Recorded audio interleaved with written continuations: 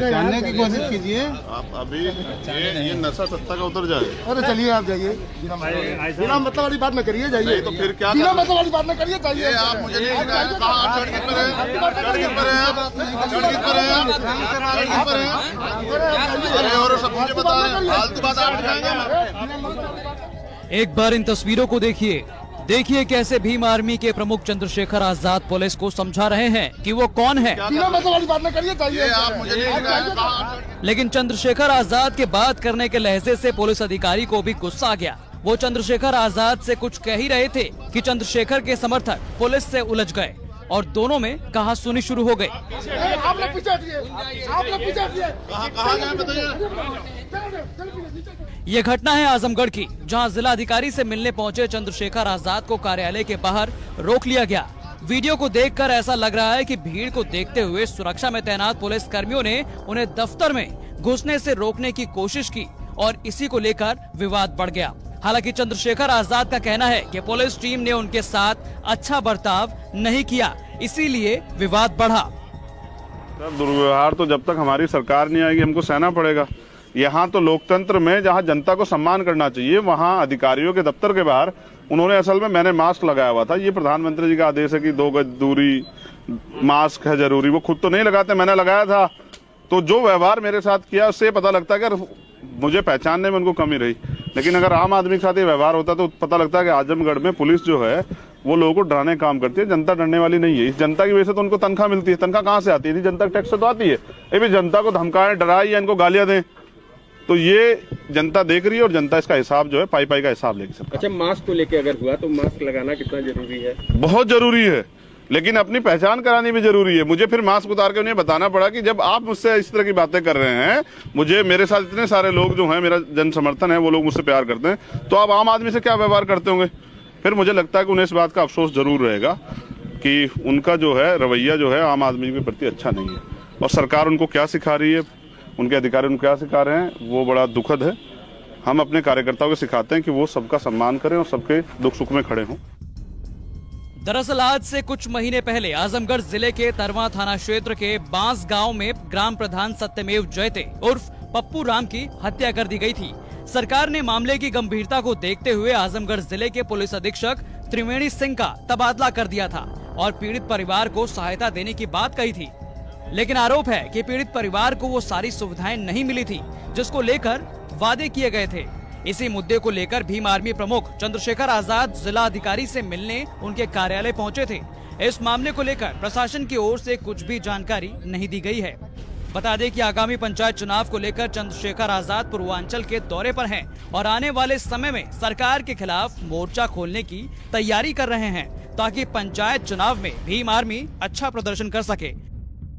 आजाद साहब, आजमगढ़ खासतौर पे पूर्वांचल का दौरा आपका चल रहा है और कई सवाल हैं आपसे, आपके साथियों में काफी अंडर करंट है, उसको लेके क्या आपकी धारणा है और 2022 और खासतौर पे पंचायती चुनाव को लेकर क्या रणनीति आपकी? देखिए, मैं पूर्वांचल में हूँ और पूर्वांचल बहुजन मूवमेंट का एक बहुत मजबूत गढ़ है।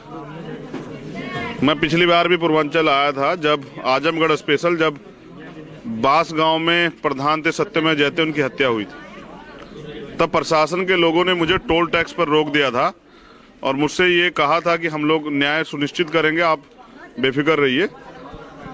तो मैं फिर वापस यहाँ आया हूँ क्योंकि अपने लोगों से मिलने के लिए उनसे मुलाकात नहीं हो पाई थी और पंचायत चुनाव की तैयारियां चल रही हैं। उनको डायरेक्शन देने किस तरह से हमें पंचायत चुनाव लड़ना है और किस तरह के प्रत्याशी हमें पंचायत चुनाव में उतारने हैं। तो मैंने गाइडलाइन जारी की है कि ईमानदार और संघर्षी लोगों को, जो लोग संघर्ष कर रहे हैं और जो लोग समाज में कुछ बदलाव चाहते हैं, ऐसे लोगों को मौका देना है।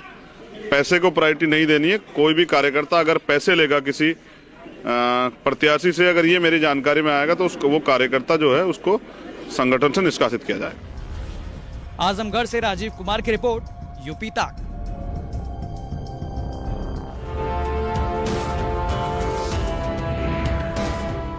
रणवीर जी, आप जानते हैं मुझे? आप जानते हैं मुझे? ऐसे बात करती है। आप नीचे आइए, सब लोग नीचे आइए। ठीक है, जानने की कोशिश कीजिए। आप अभी ये नशा सत्ता का उतर जाए। अरे चलिए आप जाइए, बिना मतलब वाली बात न करिए, जाइए। नहीं तो फिर क्या बिना करना? मतलब वाली बात न करिए, जाइए। ये आप मुझे नहीं सिखाएं। कहाँ आप सड़क पर हैं? सड़क पर हैं आप? सड़क पर हैं आप? सड़क पर हैं? अरे और सब मुझे बता रहे हैं, फालतू बात आप दिखाएंगे। एक बार इन तस्वीरों को देखिए। देखिए कैसे भीम आर्मी के प्रमुख चंद्रशेखर आजाद पुलिस को समझा रहे हैं कि वो कौन है। बिना मतलब वाली बात न करिए, जाइए। ये आप मुझे नहीं सिखाएं। कहाँ? लेकिन चंद्रशेखर आजाद के बात करने के लहजे से पुलिस अधिकारी को भी गुस्सा आ गया। वो चंद्रशेखर आजाद से कुछ कह ही रहे थे कि चंद्रशेखर के समर्थक पुलिस से उलझ गए और दोनों में कहासुनी शुरू हो गई। आप लोग पीछे हटिए, आप लोग पीछे हटिए। कहाँ गए बताइए। ये घटना है आजमगढ़ की, जहां जिलाधिकारी से मिलने पहुंचे चंद्रशेखर आजाद को कार्यालय के बाहर रोक लिया गया। वीडियो को देखकर ऐसा लग रहा है कि भीड़ को देखते हुए सुरक्षा में तैनात पुलिस कर्मियों ने उन्हें दफ्तर में घुसने से रोकने की कोशिश की और इसी को लेकर विवाद बढ़ गया। हालांकि चंद्रशेखर आजाद का कहना है कि पुलिस टीम ने उनके साथ अच्छा बर्ताव नहीं किया, इसीलिए विवाद बढ़ा। दुर्व्यवहार तो जब तक हमारी सरकार नहीं आएगी हमको सहना पड़ेगा। यहाँ तो लोकतंत्र में जहाँ जनता को सम्मान करना चाहिए, वहाँ अधिकारियों के दफ्तर के बाहर उन्होंने, असल में मैंने मास्क लगाया हुआ था। ये प्रधानमंत्री जी का आदेश है कि 2 गज दूरी, मास्क है जरूरी। वो खुद तो नहीं लगाते, मैंने लगाया था। तो जो व्यवहार मेरे साथ किया उससे पता लगता है कि मुझे पहचानने में उनको कमी रही। लेकिन अगर आम आदमी के साथ ये व्यवहार होता तो पता लगता है कि आजमगढ़ में पुलिस जो है वो लोगों को डराने काम करती है। जनता डरने वाली नहीं है। इस जनता की वजह से तो उनको तनख्वाह मिलती है। तनख्वाह कहाँ से आती है? जनता टैक्स से तो आती है। ये भी जनता को धमकाएं, डराएं या इनको गालियां दें, तो ये जनता देख रही है और जनता इसका हिसाब जो है पाई का हिसाब लेगी सरकार। अच्छा, मास्क को लेके अगर हुआ तो मास्क लगाना कितना जरूरी है? बहुत जरूरी है, लेकिन अपनी पहचान करानी भी जरूरी है। मुझे फिर मास्क उतार के उन्हें बताना पड़ा कि जब आप मुझसे इस तरह की बातें कर रहे हैं, मुझे, मेरे साथ इतने सारे लोग जो हैं, मेरा जन समर्थन है, वो लोग मुझसे प्यार करते हैं, तो आप आम आदमी से क्या व्यवहार करते होंगे? फिर मुझे लगता है कि उन्हें इस बात का अफसोस जरूर रहेगा कि उनका जो है रवैया जो है आम आदमी के प्रति अच्छा नहीं है। और सरकार उनको क्या सिखा रही है, उनके अधिकारी उनको क्या सिखा रहे हैं, वो बड़ा दुखद है। हम अपने कार्यकर्ताओं को सिखाते हैं कि वो सबका सम्मान करें और सबके दुख सुख में खड़े हों। दरअसल आज से कुछ महीने पहले आजमगढ़ जिले के तरवा थाना क्षेत्र के बांस गांव में ग्राम प्रधान सत्यमेव जयते उर्फ पप्पू राम की हत्या कर दी गई थी। सरकार ने मामले की गंभीरता को देखते हुए आजमगढ़ जिले के पुलिस अधीक्षक त्रिवेणी सिंह का तबादला कर दिया था और पीड़ित परिवार को सहायता देने की बात कही थी। लेकिन आरोप है कि पीड़ित परिवार को वो सारी सुविधाएं नहीं मिली थी जिसको लेकर वादे किए गए थे। इसी मुद्दे को लेकर भीम आर्मी प्रमुख चंद्रशेखर आजाद जिला अधिकारी से मिलने उनके कार्यालय पहुंचे थे। इस मामले को लेकर प्रशासन की ओर से कुछ भी जानकारी नहीं दी गई है। बता दें कि आगामी पंचायत चुनाव को लेकर चंद्रशेखर आजाद पूर्वांचल के दौरे पर हैं और आने वाले समय में सरकार के खिलाफ मोर्चा खोलने की तैयारी कर रहे हैं ताकि पंचायत चुनाव में भीम आर्मी अच्छा प्रदर्शन कर सके।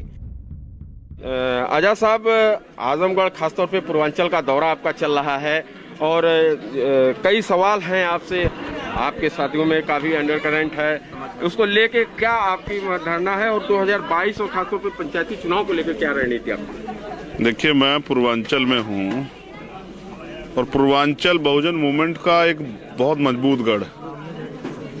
मैं पिछली बार भी पूर्वांचल आया था, जब आजमगढ़ स्पेशल, जब बांस गांव में प्रधान थे सत्यमेव जयते, उनकी हत्या हुई थी। तब प्रशासन के लोगों ने मुझे टोल टैक्स पर रोक दिया था और मुझसे ये कहा था कि हम लोग न्याय सुनिश्चित करेंगे, आप बेफिक्र रहिए। तो मैं फिर वापस यहाँ आया हूँ क्योंकि अपने लोगों से मिलने के लिए उनसे मुलाकात नहीं हो पाई थी और पंचायत चुनाव की तैयारियां चल रही है। उनको डायरेक्शन देने किस तरह से हमें पंचायत चुनाव लड़ना है और किस तरह के प्रत्याशी हमें पंचायत चुनाव में उतारने हैं। तो मैंने गाइडलाइन जारी की है कि ईमानदार और संघर्षशील लोगों को, जो लोग संघर्ष कर रहे हैं और जो लोग समाज में कुछ बदलाव चाहते हैं, ऐसे लोगों को मौका देना है। पैसे को प्रायोरिटी नहीं देनी है। कोई भी कार्यकर्ता अगर पैसे लेगा किसी प्रत्याशी से, अगर ये मेरी जानकारी में आएगा तो उसको, वो कार्यकर्ता जो है उसको संगठन से निष्कासित किया जाएगा। आजमगढ़ से राजीव कुमार की रिपोर्ट, यूपी तक।